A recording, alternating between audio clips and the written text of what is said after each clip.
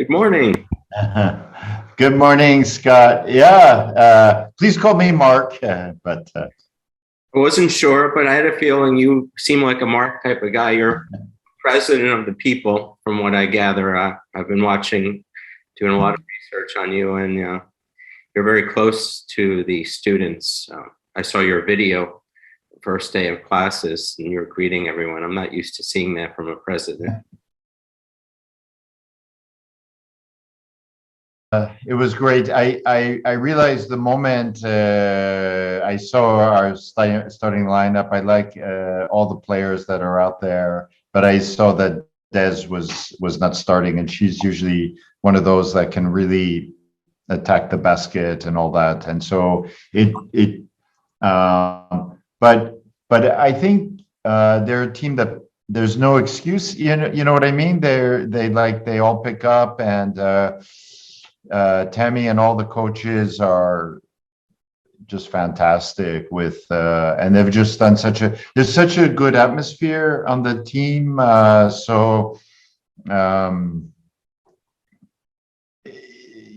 very supportive of each other. So, but the other team,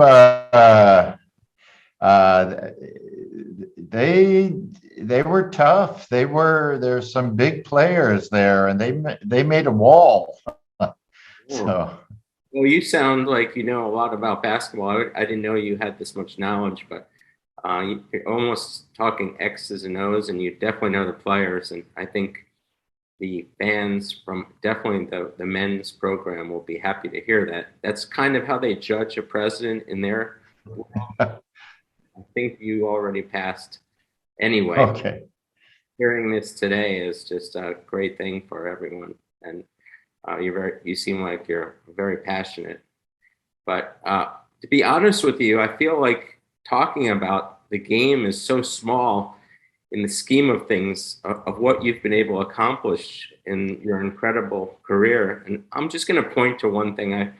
I've covered everything. I started with the URI publication. It was a great article. Some things are hard for me to understand because you have a very technical background, but you played a huge part in identifying the source of contaminants in the city of Baltimore that seemed to have prevented a public health crisis. Is that accurate? Oh, yeah. So that's a very the first part was correct. The last part was a bit strong, so I was at Johns Hopkins, and we had a large project. It was an EPA funded project to look at contaminants that are blown in the atmosphere, and there was a big question around in some of the communities of children having asthma. And the idea that some people had was that the smokestacks were in a particular part of the city and they were blowing.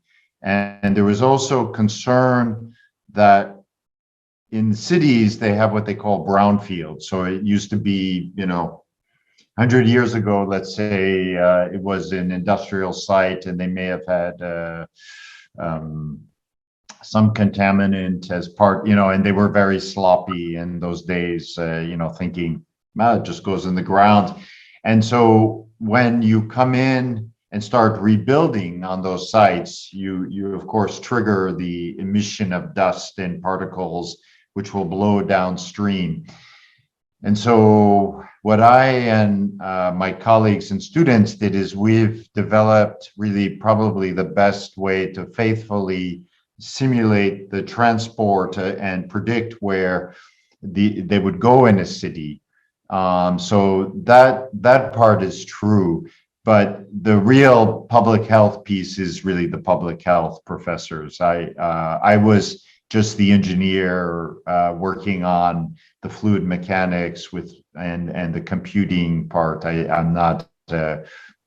And so that's the beauty about collaboration and working with people, and everybody has their strengths. But I think the important thing is that we like to work together and learn from each other. So whoever wrote that was being very overly generous, and I tend to be yeah. dramatic, but it's still pretty impressive.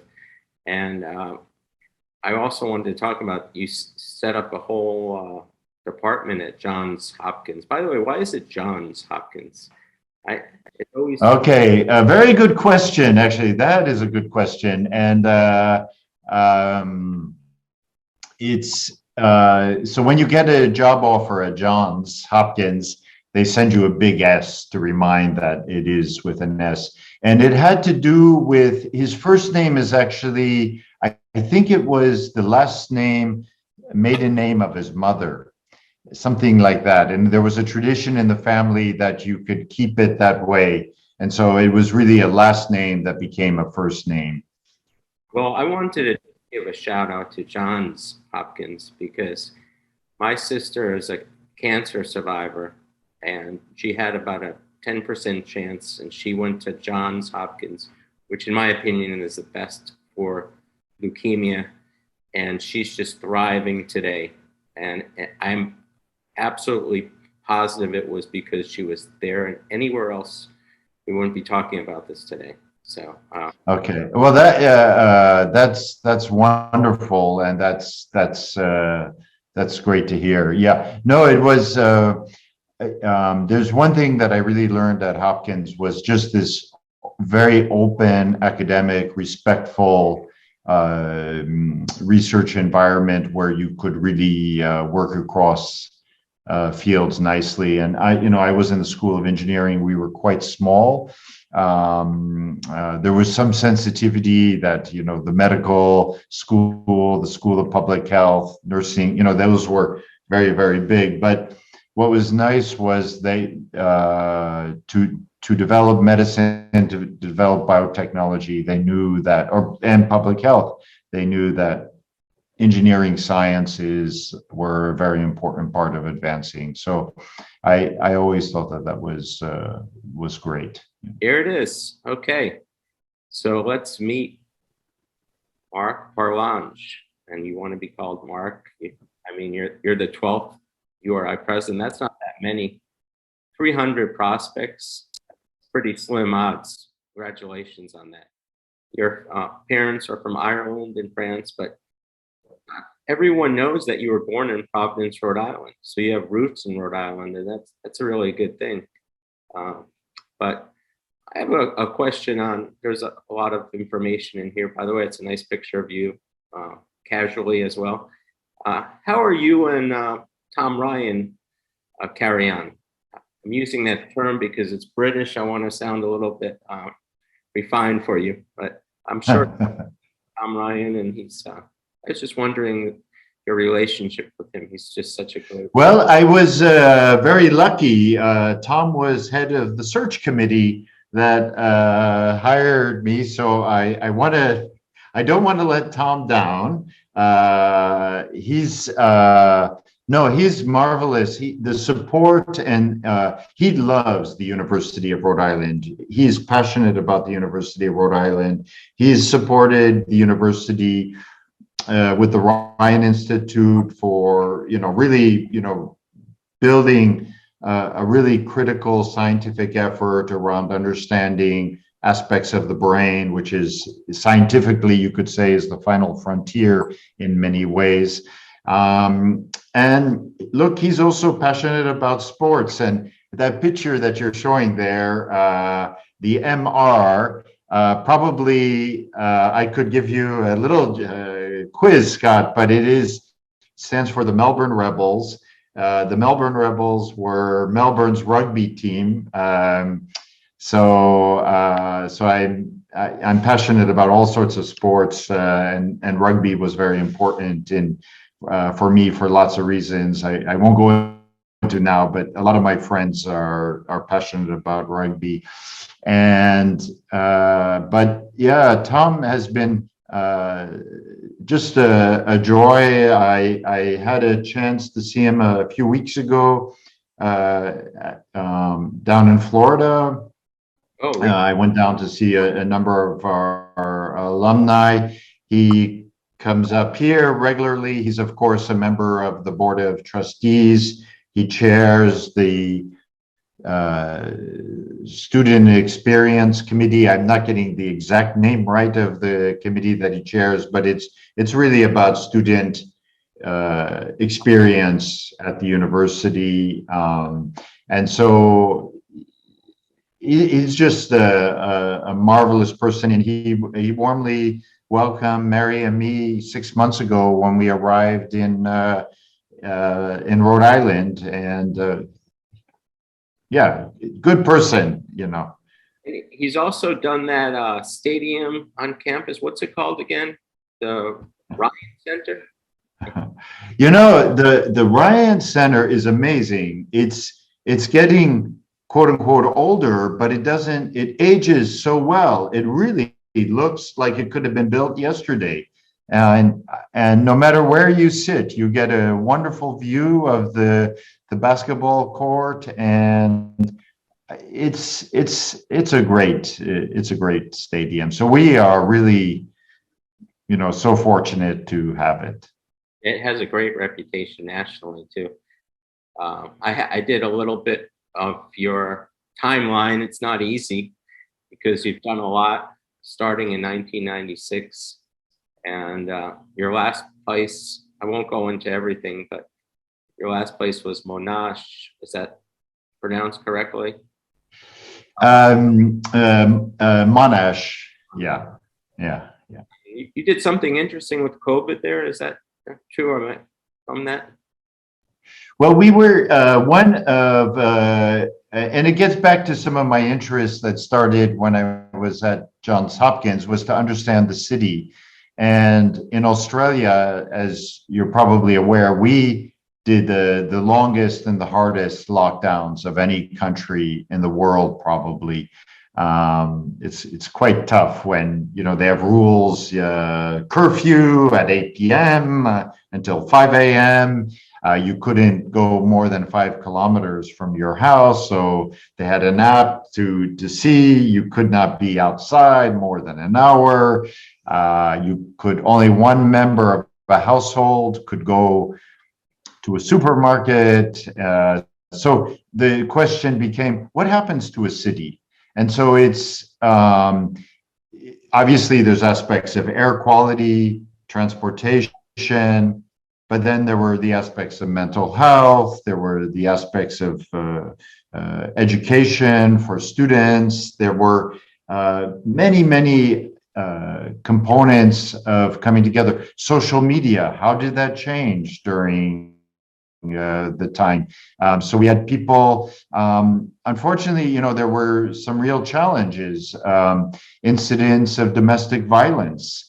How did that change? So we were really working with the police. We were working with faculty members in criminology. We had people in engineering that were looking at aspects of the city. We were looking at communications. It was very interesting. We had people in econometrics actually studying the use of the internet and how that changed. And you know, as different countries would have the first waves, and it's already, you know, 2 years ago, you know, that we were deciding that our fall semester, because everything's flipped around, we were going to be going online. But it was interesting. We could see spikes before even countries would start announcing it, where COVID was actually moving around the world. But it was really an interesting experiment, because you take a city, you shut it down, you close it, and now you have a whole new condition, and then you start to ramp it up again, and then you see, you know, what happens next within the city, and how do people behave and function, and how does the economy go. One group that was, one last group I'll mention were the street buskers. There's fantastic music that's played on the street. And so we had music faculty that were looking, and this really was devastating for a lot of 20-year-olds who make their living playing music in the street. And that, that really changed for them, and that was tough. So there were groups that were moving quickly to try to see how we keep it going. And of course, as you know, restaurants and, social and sports, all those aspects were really tough. Basically, what I think of you is you walk the walk. And the metrics that I was telling you how they judge of URI Hoops World Nation is if you go to the games, that's like the first thing they look at. And your predecessor, David Dooley, was at a lot of games, and you're on a lot of games too. So we're not losing out at all in that area. But there's another guy that I know you have a very strong relationship with. I'm going to be playing a video. He has some opinions of you. But one of the things that a lot of people don't realize is that you were his workout partner, or he was your workout partner in the early mornings. That sounds like I'd be kind of afraid to work out with you, watching you doing all the things you're doing, climbing mountains. But you want to elaborate on your relationship with Mr. Bourne? Yeah, well, first of all, so this morning at 10 to 6, Thor picked me up. We go at least 3 mornings a week. Sometimes we do 4. And it's been fantastic because so for example, today is Thursday, and today it's women's tennis and women's volleyball. So I tried to stay out of the way. We had actually some football players also, and coaches were also working. But Thor and I have been doing this now for over 6 months. I should mention that Thor was a defensive linesman, so his bench presses are a little bit higher than mine. What goes on in the gym stays in the gym. But it's really a lot of fun to work out with Thor, because first of all, lovely human being and a lot of fun. And the two of us, like to talk about our injuries or whatever. I remind him all the time he's a young man, a lot younger than me, and and we've made progress. And it's with the whole exercising business, it's a little bit like it gets back to the business of, if it's something's worth doing, it's worth doing badly. And at the beginning, I won't tell you where we started. Back in August, we actually had the women's basketball team. We would overlap, and there were some exercises I would tell Thor, let's quickly do these before the women's team shows up, so they don't see that we're on the smaller weights than them. So no, it's a lot of fun, and it's good to see. I'll have to say, Scott, it is incredible, the commitment that our student athletes have to make. And the other group that I just wanted to give a shout out to is the ROTC. They are there at 6 o'clock every morning, running around in the dark, doing all kinds of calisthenics and so forth. So you have to take your hat off to these people, because they have all their studying, and they also have jobs, and it's incredible. Well, thank you, Mark, for that. And I had no idea that was a position Mr. Bjorn was involved in, and I'm going to stay clear of lifting weights with him. No, he's so much fun to do it, and it's also, it's also, how it is when you go running or when you go to the gym with some. You can cover lots of things. I will tell you that I have convinced Thor to become a rugby fan. And so I've been trying to introduce him to rugby, Scott. So, well, he's also the reason why you're on the show, because he mentioned you when he was on the podcast. And I noticed you liked one of my tweets, and I contacted you, and you're just a very reachable person, Mark. So I'm happy that I had Thor on. He was phenomenal. His views are doing phenomenal as well. But it also was a bridge to get you on the show. And now I'm going to play a video of Thor talking about you, and we'll see what he thinks. Marc Parlange, our new president that just started August 1st. He's been amazing to work with, and again, just a short period of time. Just a real positive outlook on everything. He'll absolutely embrace our basketball programs. He understands that, we need to invest in our basketball teams to be at the highest level in the A10 to put us in the best position to earn those at-large bids to the NCAA tournament. He absolutely gets it.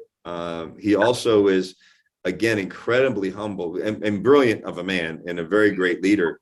But he also is humble enough to know to ask, well, maybe there's things he's not aware of. And so to be able to have that relationship and the ability to listen and allow me to share my thoughts. He is absolutely a wonderful person to work with. And he really has embraced athletics. He's been to so many games already this fall. I know he's going to be at every basketball game he could possibly be at. Our coaches already know him. He's been terrific. He and I work out actually 3 days a week, every Monday, Wednesday, Friday at 6 a.m. in our varsity weight room. So he's actually gotten to know our golfers who are in there. The women's basketball team was in there, football who comes in there on Friday mornings when we're finishing up. And, that's been fun. It's been fun for the students to get to know him and for him to get to know them and see them, in their day-to-day activities.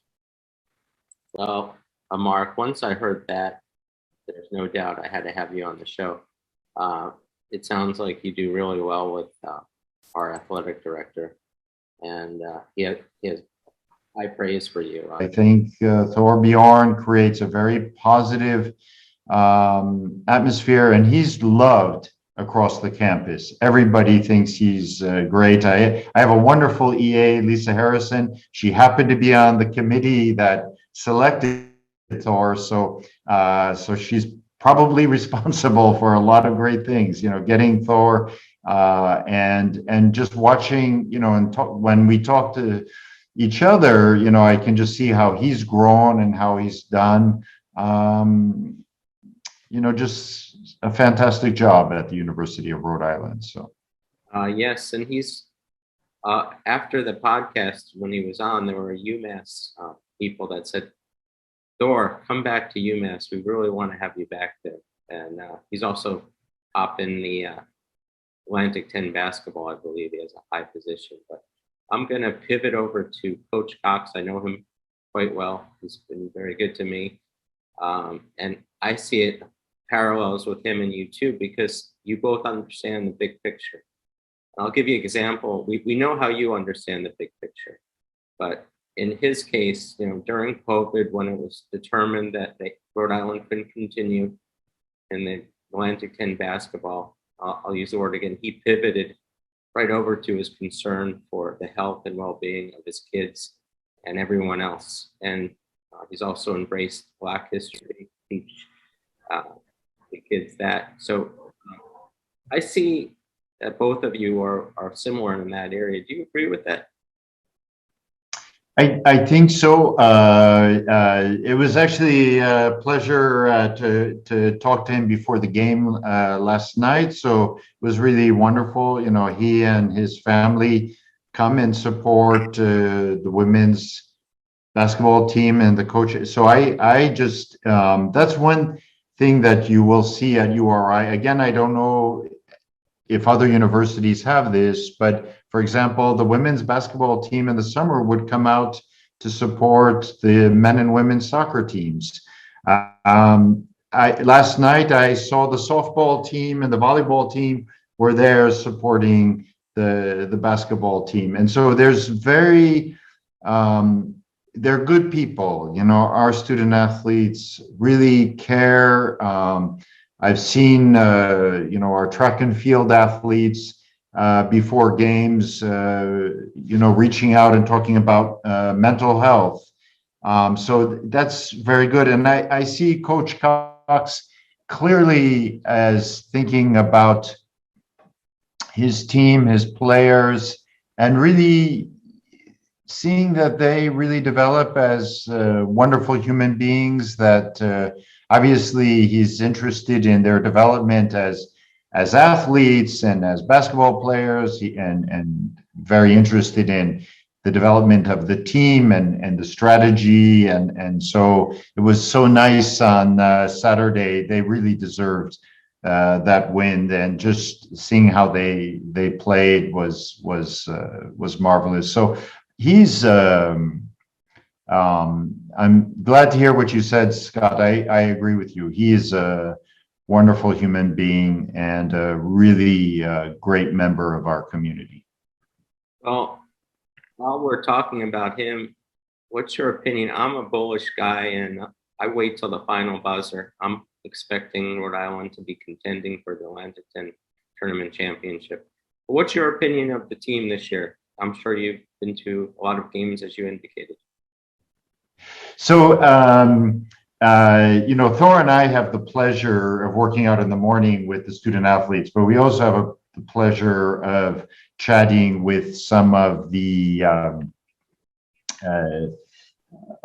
trainers. And Dan, the young man who helps train both the men and women's team, he gave me a little bit of insight that probably a lot of people don't have. But it was tough after the Massachusetts game, and then we were going to play the #1 team in the A10.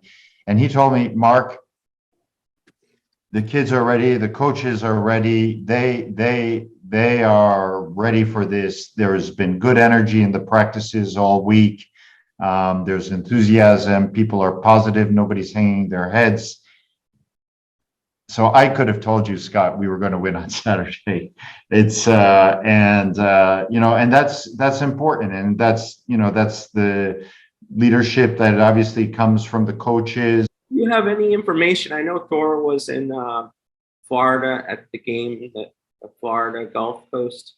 He talked a little bit about the practice facility. I was just wondering if the kids are just starving for, I'm calling them kids, but the fans are just starving for any bit of information on the practice facility.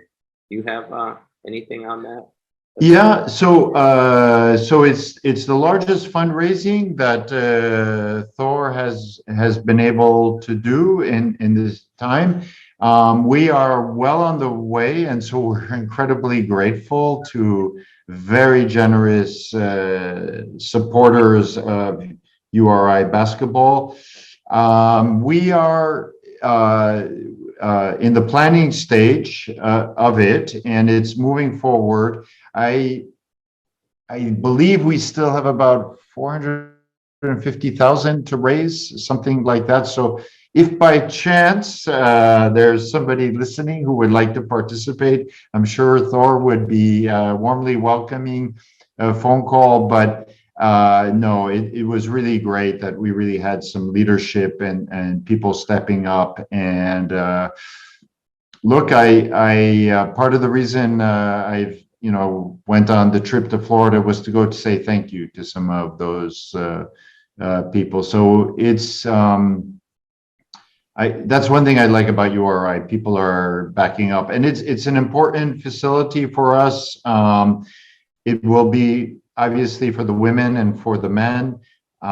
It's also very generous. I think in August there will be, when it's a bit warmer and humid. It's hard to think about today in the middle of February, but those days will come. And so the volleyball team will also be able to use it. I understand it will be set up in such a way that they will have some access to it. So yeah, no, it's on the way, and I know Thor is incredibly enthusiastic about what it's going to do for our basketball teams. We hear from Mark. Let's write some checks. I'm good for about $20 to start with. Okay, thank you, Scott. Every little bit counts. Yeah, maybe more.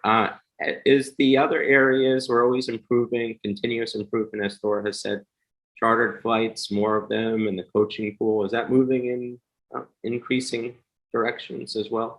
Yeah, and that's important. You're showing the picture, of course, when the football team was thinking they were getting on the bus and heading down to Baltimore, well, to go play Towson, and but they were heading in the other direction and ended up flying with the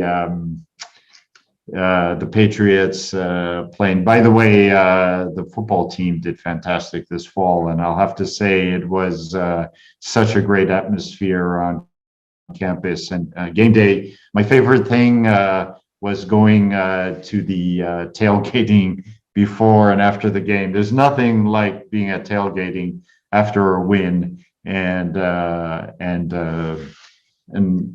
sometimes you wish as president you could take responsibility for the wins, and I suppose the losses too, but no, it wasn't the case. No, it's important for both teams to be able to have those flights. So because obviously being on a bus for countless hours is not good preparation before a road game.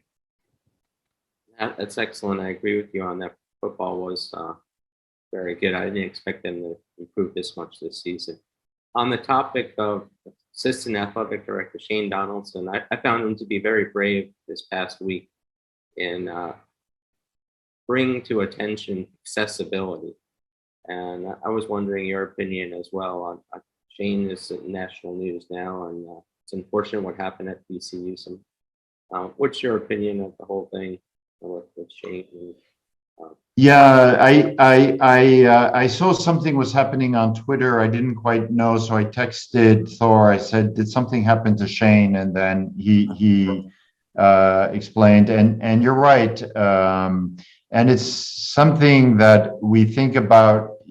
For the university, we want to be an inclusive environment, and obviously, if there are physical challenges, and to have access to facilities. And it's something we think about at our university all the time, and we're working on. We have, in many ways, an old campus that needs a lot of work in terms of accessibility. So yeah, he highlighted something. I understand that VCU responded very quickly with an apology, and they will work to do better. And that's how we learn from our mistakes. And